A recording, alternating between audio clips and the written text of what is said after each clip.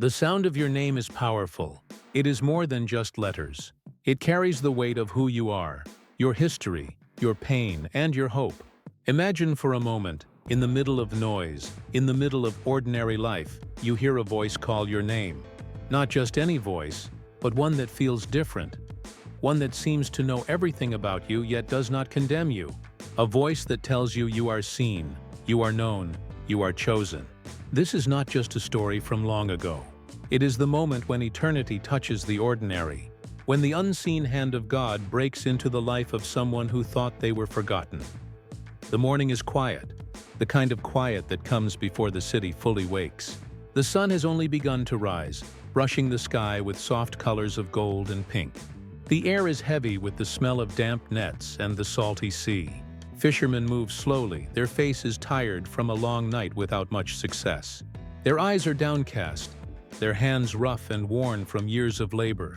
In the distance, the marketplace is coming alive with muted voices, the sound of wood against stone, and the shuffle of feet.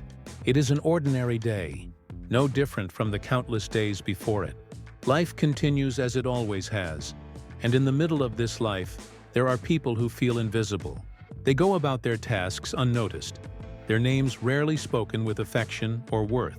For them, hope is a luxury they no longer allow themselves to hold on to. But something stirs in the air. There is a sense, though they cannot explain it, that something is about to break the silence. A presence enters the scene, not with noise or chaos, but with calm certainty. It is a presence that makes the ordinary feel alive, as though every detail suddenly matters. The rippling of the water, the rising sun, the simple act of breathing in the morning air. Everything feels sharper, more real. It is in moments like these that lives change, though the people living them do not yet realize it. They are caught in the rhythm of survival, not knowing that destiny is about to call their name. The faceless crowd moves with indifference, but among them, there is one who feels the weight of being unseen more than the rest. The world knows him by trade, by failure, by reputation, but not by heart. His name has become ordinary to others, yet to the one approaching, it is priceless. Every scar, every doubt, every unspoken fear, none of it hides him from the gaze of the one who calls. The silence is heavy, but it is about to be broken. The day that began like every other day is about to become the day everything changes. There are moments in life when the world feels louder than your own thoughts. The market is buzzing, voices rise and fall, merchants call out their prices, children chase one another through narrow paths, and footsteps echo against the stone. Yet, in the middle of this noise, there is a deeper silence, the kind that exists inside a soul that longs to be seen. A name is not just a word, it is a key to identity, a reminder that you are not just one of the many, not just a face in the crowd. When someone speaks your name with meaning, they awaken something within you that you thought had died. Imagine the weight of years spent believing you are invisible, carrying burdens that no one else seems to notice. You work, you strive, you fail, you try again, and still it feels like no one sees you. You wonder if your life matters, if the path you are on will ever change. Then, out of nowhere, a voice cuts through the noise. Not loud, but undeniable. It calls you, not as a stranger, not as a worker, not as a failure, but as someone worth knowing. This is not the voice of the marketplace, or the harsh tones of judgment you have heard before. This is a voice that knows your story even before you speak a word. The scene unfolds slowly. Faces blur as if the world itself fades into the background. The only thing that feels clear is the voice, calm but strong, steady but gentle. It is not demanding, it is inviting.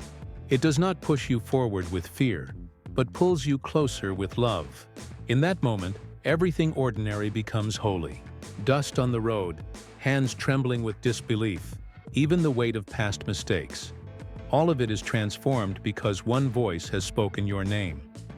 This is the theme of the story that unfolds. The power of being called, the miracle of being chosen, and the truth that you are not forgotten. The world might see you as another person passing through, but to him you are known by name. To him you are not lost in the crowd. To him you are the very reason he has come. And when he speaks your name, It is not simply to recognize you. It is to restore you, to awaken you, to claim you as his own. The marketplace continues. The water still ripples by the shore. People pass by without noticing. Yet for the one who hears their name spoken by him, the world is never the same again. The crowd may not realize it, but a story of transformation has begun, and it starts with a name being called. The crowd is thick, yet somehow the noise fades. It is as if the air itself is holding its breath. Among the fishermen, the tired workers, and the restless children running in the street, one man stands unaware that his life is about to change. His shoulders are heavy from years of labor, his heart heavier still from years of doubt. He bends low to gather his nets, the same nets that have tangled his hands and yielded little reward. To him this moment feels ordinary, but in the quiet unseen, a step approaches that will shift everything. Then it happens. A voice speaks his name, not shouted, not forced, but spoken in a way that pierces deeper than any command ever could. The sound is gentle, but it carries the weight of eternity. It is not the voice of a neighbor, not the voice of a master demanding work, not even the echo of his own thoughts. It is something entirely different. The voice knows him. The voice sees him. The voice calls him. His breath catches as he lifts his head, unsure if he has imagined it. Yet the call is undeniable. His name, spoken with such purpose, fills the space around him. In that instant, the nets in his hands seem meaningless. The noise of the marketplace becomes distant, and the failures of yesterday lose their grip. The world narrows to a single truth. He has been called. The voice carries no accusation. It does not remind him of his weakness, nor does it list his mistakes. Instead, it cuts through shame like light breaking through darkness. The call is not to condemn, but to invite. Not to demand, but to awaken. It is an encounter that begins with a name, but carries the promise of a new identity. He looks into the eyes of the one who called him, though no words pass between them yet. Something within shifts, something fragile and buried beneath years of silence. Hope rises, timid but undeniable. For the first time in a long time, he realizes that he is not invisible, not forgotten. He is known, he is chosen, he is called. And though the world around him carries on, children still laugh, merchants still barter, waves still break against the shore, his world has already changed. In the sound of his name, he hears destiny. In the sound of his name, he finds life. The name has been spoken, and silence fills his heart louder than the market's noise. But silence does not mean peace. Inside, a storm begins to rise. Questions crash like waves, doubts roar like thunder. Why me? Why now? How could he call someone like me? The name that felt so heavy a moment ago now feels too holy to belong to him. His hands tremble, not from the weight of the nets, but from the weight of unworthiness. Memories come rushing back, as if his past refuses to let go. Every failure, every harsh word spoken over him, every moment he believed he was not enough, all of it floods into his chest. He hears again the laughter of those who mocked him, the whispers of neighbors who remembered his mistakes. He sees the nights of toil that ended in nothing, the years of struggle that left him tired and bitter. How could the voice of heaven speak his name when the world only spoke of his shame? Fear tightens around him like chains. To step forward would mean leaving behind what is familiar, even if the familiar has brought him pain. To answer the call would mean stepping into the unknown, into a life he cannot control. The thought terrifies him. He wants to believe, yet the weight of doubt is heavy. He wonders if this moment is a mistake, if the voice will realize who he really is and turn away. The struggle is not just within him. It is painted across his face, in the furrow of his brow, in the uncertainty of his stance. He glances at the others, wondering if they heard what he heard, if they see what he feels. But to them, the day is still ordinary. The nets are still tangled, the water still rolls, the market still hums. They cannot see the battle raging in his chest. The voice still waits. It does not rush him, does not push him, does not withdraw. It remains steady, patient, as though it has all the time in the world. This patience only deepens his struggle, for he realizes that the choice is his to make. He can cling to the life he knows, or he can step into a life that feels impossible to imagine. The call does not remove his fear. It shines a light into it. And in that light, the choice becomes clear. The conflict is not whether he has been called. That is undeniable. The conflict is whether he will answer. The silence lingers, thick and heavy, as if the whole world is holding its breath. His name still echoes inside him, not fading, not weakening, but steady and alive. His eyes fall to the nets in his hands, rough cords tangled with salt and wear. They have been his life, his survival, his failure, his prison. Every knot in the net seems to whisper of long nights wasted, of dreams too small, of chains he has never been able to break. For years, these nets defined him. But now, in the shadow of that voice, they feel empty, powerless, no longer worthy to hold his future.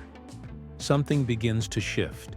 At first it is only a flicker, a trembling flame of courage. His chest tightens as he dares to imagine letting go. His heart races. Fear tells him to hold on, to stay where it is safe, to cling to what he knows.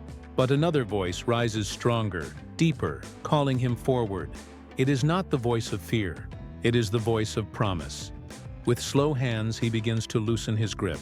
The nets slip from his fingers, falling heavy against the ground.